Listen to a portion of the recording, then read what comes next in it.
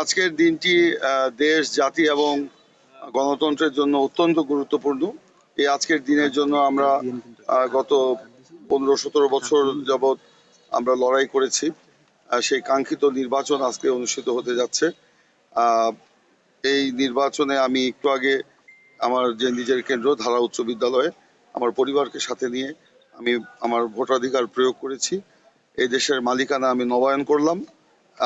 গণতন্ত্র, শান্তি, শৃঙ্খলা, উন্নয়ন এবং আমার এই গারো পাহাড়ের পাদদেশে চির অবহেলিত হালুয়াঘাট এবং ধোবাউড়ার চির কল্যাণের জন্য, উন্নতির জন্য আলোকিত জনপদ গড়ে তোলার প্রত্যয় নিয়ে আমি আমার ভোটাধিকার প্রয়োগ করে আমি আমার এই মালিকানা আজকে আমি নবায়ন করলাম। তো আমি আশা করছি আমাদের ধোবাউড়া এবং হালুয়াঘাটের জনগণ তারা এই দেশের গণতন্ত্রের জন্য, তাদের নিজেদের ভাগ্যের পরিবর্তনের জন্য, এই অবহেলিত জনপদের উন্নয়নের জন্য তাদের ভোটাধিকার প্রয়োগ করবেন, ধানের শেষে ভোট দিবেন এবং নিজেদের বিজয় নিশ্চিত করবেন। সিলন টি রপ্তানিতে শীর্ষে।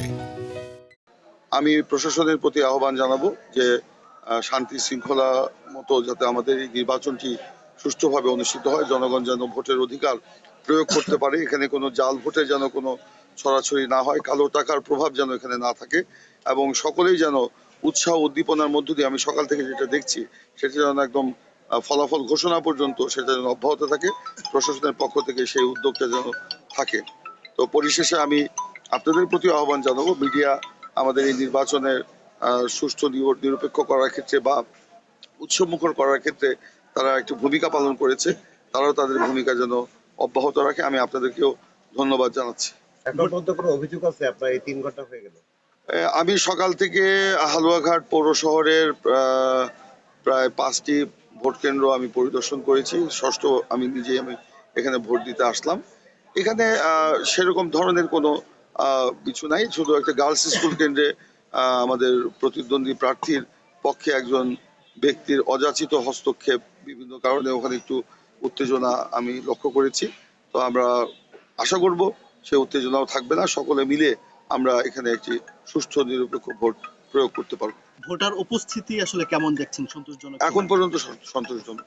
এটা স্বাভাবিক, গ্রাম অঞ্চলে তো একটা এটা থাকে, সকাল দিকে একটু কমই হয়, সাধারণত দিন বাড়ার বেলা বাড়ার সাথে সাথে সেটা হয়তো ভোটের অধিকার বা মানে ভোটারের সংখ্যা বাড়বে।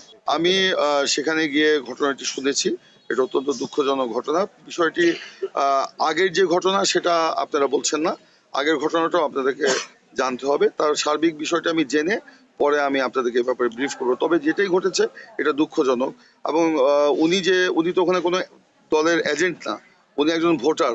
ভোট দিতে গিয়ে তিনি কক্ষে কক্ষে বিভিন্ন কক্ষে প্রবেশ করে এজেন্টদের বিভিন্ন হুমকি বা মানে নির্দেশনামূলক কিছু বক্তব্য তিনি দিচ্ছিলেন, এটা তো তার পক্ষে দেওয়াটা সঠিক হয়নি এবং যে কারণে নিচে থেকে ভোটারদের মধ্য থেকে এটা কিন্তু একটা মানে আওয়াজ উঠছিল এবং যখন প্রতিবাদ করেছে তিনি নাকি আমাদের কর্মীদেরকে ধাওয়া করে আপনারা নিয়ে আসছেন বাইরে, সেখানে তো একটু হট্টগোল হয়েছে, হট্টগোল থেকেই এই দুঃখজনক ঘটনা ঘটেছে। ইনশাআল্লাহ আল্লাহ আমাকে সহায় করেন। জনগণের যে স্বতঃস্ফূর্ততা আমি নির্বাচনী প্রচারণায় দেখেছি এবং আজকেও ভোট কেন্দ্রগুলিতে যে স্বতঃস্ফূর্ততা আমি দেখছি, যদি শেষ পর্যন্ত সুষ্ঠু, নিরপেক্ষ এবং অবাধ নির্বাচন হয়, জনগণ যদি ভোটের অধিকার শেষ পর্যন্ত শান্তিপূর্ণভাবে প্রয়োগ করতে পারে, বিজয় নিশ্চিত।